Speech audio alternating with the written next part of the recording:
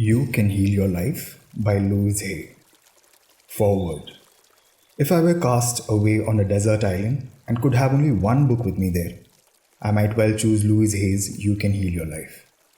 Not only is it the essence of a great teacher, it is also the powerful and very personal statement of a great lady. Louise shares some of her journey to where she is in her evolvement now in this wonderful new book. I resonated in admiration and in compassion to her story, too briefly sketched here in my view. But perhaps that's another book. It's all here is my point. All you need to know about life, its lessons, and how to do the work on yourself is right here. And this includes Lewis's reference guide to probable mental patterns behind disease, which is truly remarkable and unique in my experience. A person on a desert island who found this manuscript in a bottle could learn all he or she needs to know to make this life be the one that gets the job done. Desert island or not, if you have found your way to Louise Hay, perhaps even accidentally, you're well on your way. Louise's books, her remarkable healing tapes, and her inspired workshops are wonderful gifts to a troubled world. It was my own deep investment in working with persons with AIDS that led me to meeting Louise and utilizing concepts from her healing work. Each AIDS patient I worked with and for whom I played Louise's tape, A Positive Approach to AIDS, got Louise's message on the first hearing. And many made playing this tape part of their daily healing ritual. One man named Andrew told me, I go to bed with Louise and I get up to her every day. My respect and love for Louise grew as I observed my beloved AIDS people make their transitions enriched and at peace and complete, more full of love and forgiveness for themselves and everyone else for having had Louise in their lives, and with a quiet respect for having created that precise learning experience. I have been gifted in my life with many great teachers, some of them saints, I'm sure, and even avatars, perhaps. Yet Louise is a great teacher one can speak with and be with because of her enormous capacity to listen and to be in unconditional love while sharing, doing the dishes. In the same way, another teacher I hold as great makes terrific potato salad. Louise teaches by example and lives what she teaches. I am deeply honored to invite you to make this book part of your life. You and it are worth it. Dave Braun. Suggestions to my readers. I have written this book to share with you, my readers, that which I know and teach. It incorporates portions of my little blue book, Heal Your Body, which has become widely accepted as an authoritative work on the mental patterns that create diseases in the body. I have had hundreds of letters from readers asking me to share more of my information. Many people who have worked with me as private clients and those who have taken my workshops here or abroad have requested I take the time to write this book. I have set up this book to take you through a session, just as I would if you came to me as a private client and attended one of my workshops. If you will do the exercises progressively as they appear in the book, by the time you have finished, you will have begun to change your life. I suggest you read through the book once, then slowly reread it again, only this time to do each exercise in depth. Give yourself time to work with each one. If you can, work through the exercises with a friend or with a member of your family. Each chapter opens with an affirmation. Each of these is good to use when you're working on that area of your life. Take 2 or 3 days to study and work with each chapter. Keep saying and writing the affirmations that open the chapter. The chapters close with the treatment. This is a flow of positive ideas designed to change consciousness. Read over this treatment several times a day. I close this book by sharing with you my own story. I know it will show you that no matter where we have come from or how lowly it was, we can totally change our lives for the better. Know that when you work with these ideas, my loving support is with you. Some points of my philosophy. We are each responsible for all of our experiences. Every thought we think is creating our future. The point of power is always in the present moment. Everyone suffers from self-hatred and guilt. The bottom line for everyone is, I'm not good enough.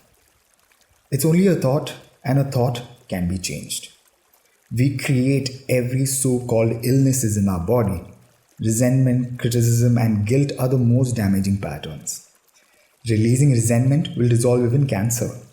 We must release the past and forgive everyone. We must be willing to begin to learn to love ourselves.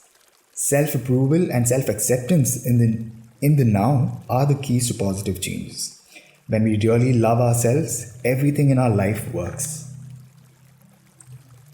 In the infinity of life where I am, all is perfect, whole and complete. And yet life is ever changing. There is no beginning and no end.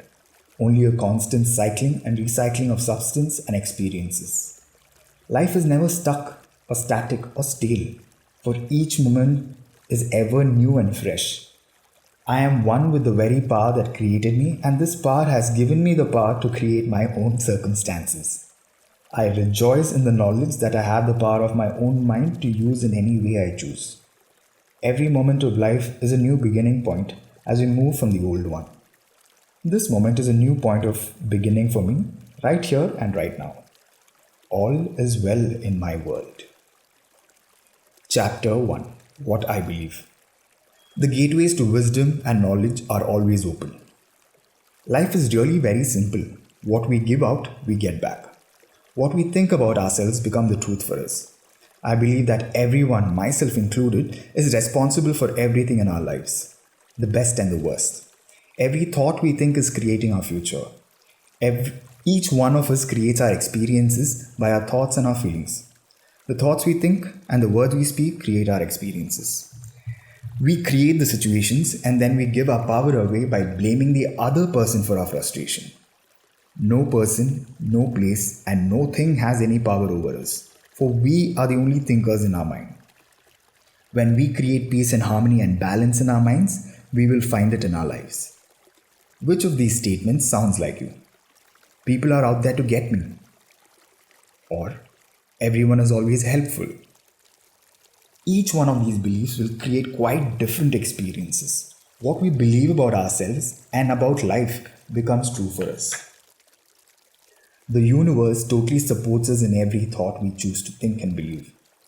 Put another way, our subconscious mind accepts whatever we choose to believe. They both mean that what I believe about myself and about life becomes true for me.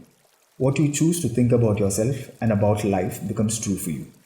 And we have unlimited choices about what we can think. When we know this, then it makes sense to choose. Everyone is always helpful rather than people are out to get me. The universal power never judges or criticizes us. It only accepts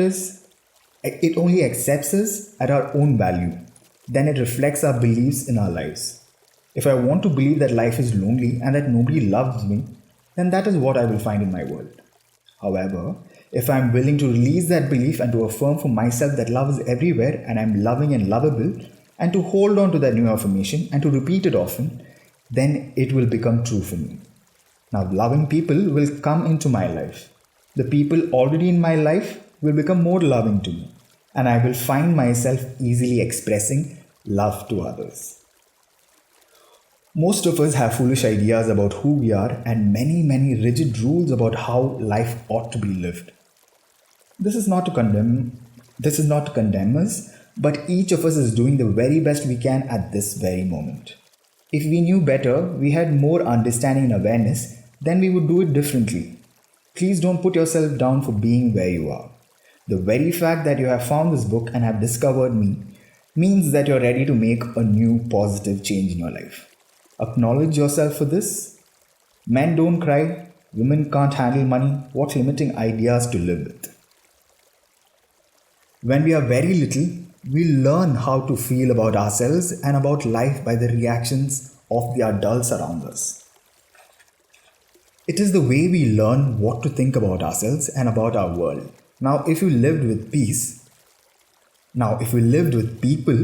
who were very unhappy, frightened, guilty, or angry, then you learned a lot of negative things about yourself and about your world. I never do anything right. It's my fault. If I get angry, I'm a bad person. Beliefs like this create a frustrating life. When we grow up, we have a tendency to recreate the emotional environment of our early home life. This is not good or bad, right or wrong. It is just what we know inside as home. We also tend to recreate in our personal relationships the relationships we had with our mothers or with our fathers or what they had between them. Think how often you have had a lover or a boss who was just like your mother or father. We also treat ourselves the same way our parents treated us. We scold and punish ourselves in the same way. We can almost hear the words when you listen. We also love and encourage ourselves in the same way. If we were loved and encouraged as children. You never do anything right. It's all your fault. How often have you said this to yourself? You are wonderful. I love you. How often do you tell yourself this? However, I would not blame our parents for this. We are all victims of victims, and they could not possibly have taught us anything they did not know. If your mother did not know how to love herself or your father did not know how to love himself, then it would be impossible for them to teach you to love yourself. They were doing the best they could with what they had been taught as children. If you want to understand your parents more, get them to talk about their own childhood, and if you listen with compassion, you will learn where their fears and rigid patterns come from. Those people who did all that stuff to you were just as frightened and scared as you are. I believe that we choose our parents. Each one of us decides to incarnate upon this planet at a particular point in time and space. We have chosen to come here to learn a particular lesson that will advance us upon our spiritual evolutionary pathway. We choose our sex, our color, our country, and then we look around for the particular set of parents who will mirror the pattern we are bringing into work on in this lifetime. Then, when we grow up, we usually point our fingers accusingly at our parents and whimper, "You did this to me." But really, we chose them because they were perfect for what we wanted to work on overcoming. We learn our belief systems as very little children, and then we move through life creating experiences to match our beliefs. Look back in your own life and notice how often you have gone through the same experience. Well, I believe you created those experiences over and over because they mirrored something you believed about yourself. It doesn't really matter how long we have had a problem, or how big it is, or how life-threatening it is. The point of power is always in the present moment. All the events you have experienced in your lifetime up to this moment have been created by your thoughts and beliefs you have held in the past. They were created by the thoughts and words you used yesterday, last week, last month, last year, 10, 20, 30, 40 or more years ago, depending on how old you are. However, that is your past. It is over and done with. What is important in this moment is what you're choosing to think and believe and say right now. For these thoughts and words will create your future. Your point of power is in the present moment and is forming the experience of tomorrow, next week, next month, next year, and so on. You might notice what thought you are thinking at this moment. Is it negative or positive? Do you want this thought to be creating your future? Just notice and be aware. The only thing we are ever dealing with is a thought, and a thought can be changed. No matter what the problem is, our experiences are just outer effects of inner thoughts. Every self-hatred is only hating a thought you have about yourself. You have a thought that says, "I am a bad person." This thought produces a feeling and you buy into the feeling. However, if you don't have the thought, you won't have the feeling, and thoughts can be changed. Change the thought and the feeling must go. This is only to show us where we get many of our beliefs, but let's not use this information as an excuse to stay stuck in our pain. The past has no power over us. It doesn't matter how long we have had a negative pattern. The point of power is in the present moment. What a wonderful thing to realize. We can begin to be free in this moment. Believe it or not, we do choose our thoughts. We may habitually think the same thought over and over so that it does not seem we are choosing the thought. But we did make the original choice. We can refuse to think certain thoughts. Look how often you have refused to think a positive thought about yourself. Well, you can also refuse to think a negative thought about yourself. It seems to be that everyone on this planet whom I know or have worked with is suffering from self-hatred and guilt to one degree or another. The more self-hatred and guilt we have, the less our lives work. The less self-hatred and guilt we have, the better our lives work on all levels. The innermost belief for everyone I have worked with is always, I am not good enough. We often add to that, and I don't do enough or I don't deserve. Does this sound like you often saying or implying or feeling that you are not good enough? But for whom? And according to whose standards? If this belief is very strong in you, then how can you possibly have created a loving, joyous, prosperous, healthy life? Somehow, your main subconscious belief would always be contradicting it. Somehow, you would never quite get it together, because something would always be going wrong somewhere. I find that resentment, criticism, guilt, and fear cause more problems than anything else. These four things cause the major problems in our body and in our lives. These feelings come from blaming others and not taking responsibility for our own experiences. You see, if we are all responsible for everything in our life, then there is no one to blame. Whatever is happening out there is only a mirror of our own inner thinking. I'm not condoning what other people's poor behavior were, but it is our beliefs that attract people who will treat us that way. If you find yourself saying everyone always does such and such to me, criticizes me, is never there for me, uses me like a doormat, abuses me, then this is your pattern. There is some thought in you that attracts people who exhibit this behavior. When you no longer think that way, they will go elsewhere and do that to somebody else. You will no longer attract them. Following are some results of patterns that manifest on the physical level. Resentment that is long held can eat away at the body and become the disease we call cancer. Criticism as a permanent habit can often lead to arthritis in the body. Guilt always looks for punishment and punishment creates pain. When a client comes to me with a lot of pain, I know they are holding a lot of guilt. Fear and the tension it produces can create things like baldness, ulcers, and even sore feet. I have found that forgiving and releasing resentment will dissolve even cancer. While this may sound simplistic, I have seen and experienced it working. We can change our attitude towards the past. The past is over and done. We cannot change that now. Yet, we can change our thoughts about the past. How foolish for us to punish ourselves in the present moment because someone hurt us in the long ago past. I often say to people who have deep resentment patterns, please begin to resolve the resentment now when it is relatively easy. Don't wait until you are under the threat of a surgeon's knife or on your deathbed while you may have to deal with panic too. When we are in a state of panic, it is very difficult to focus our minds on the healing work. We have to take time out to dissolve the fears first.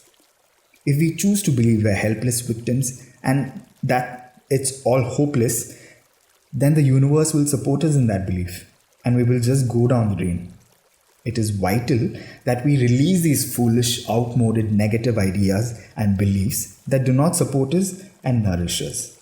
Even our concept of God needs to be one that is for us and not against us. To release the past, we must be willing to forgive. We need to choose to release the past and forgive everyone, ourselves included.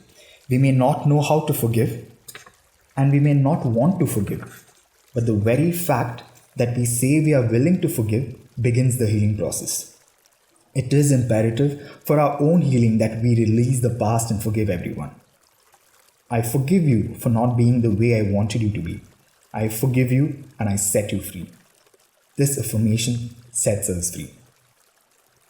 All disease comes from a state of unforgiveness. Whenever we are ill, we need to search our hearts to see who it is we need to forgive. The Course in Miracles says that all disease comes from a state of unforgiveness and that whenever we are ill, we need to look around to see who it is that we need to forgive. I would add to that concept that the very person you find it hardest to forgive is the one you need to let go of the most. Forgiveness means giving up, letting go. It has nothing to do with condoning behavior, it's just letting the whole thing go. We do not have to know how to forgive. All we need to do is to be willing to forgive. The universe will take care of the house. We understand our own pain so well. How hard it is for most of us to understand that whoever they are, we need most to forgive, were also in pain. We need to understand that they were doing their best they could with the understanding, awareness, and knowledge they had at that time. When people come to me with a problem, I don't care what it is: poor health, lack of money, unfulfilling relationships, or stifled creativity. There is only one thing I ever work on, and that is loving the self. I find that when we really love and accept and approve ourselves exactly as we are, then everything in our life works. It's as if little miracles are everywhere. Our health improves, we attract more money, our relationships become more fulfilling, and we begin to express ourselves in creatively fulfilling ways. All this seems to happen without our even trying. Loving and approving of yourself, creating a space of safety, trusting and deserving and accepting will create organization in your mind, create more loving relationships in your life, attract a new job and a new and a better place to live, and even enable your body weight to normalize. People who love themselves and their bodies neither abuse themselves nor others. Self-approval and self-acceptance in the now are the main keys to positive change in every areas of our lives. Loving the self to me begins with never criticizing ourselves for anything. Criticism locks us into the very pattern we are trying to change. Understanding and being gentle with ourselves helps us to move out of it. Remember, you have been criticizing yourself for years and it hasn't worked. Try approving of yourself and see what happens. In the infinity of life where I am, all is perfect, whole and complete. I believe in a power far greater than I am that flows through me every moment of every day. I open myself to the wisdom within, knowing that there is only one intelligence in this universe. Out of this one intelligence comes all the answers, all the solutions, all the healings, all the new creations. I trust this power and intelligence, knowing that whatever I need to know is revealed to me, and that whatever I need comes to me in the right time, space, and sequence. All is well in my world.